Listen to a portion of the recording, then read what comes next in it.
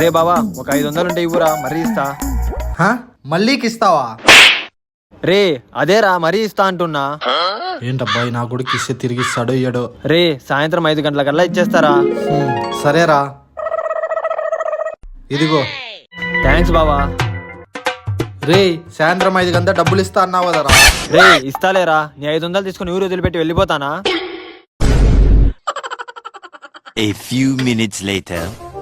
అన్నా అన్నా ఏమన్నా? ఎవరు?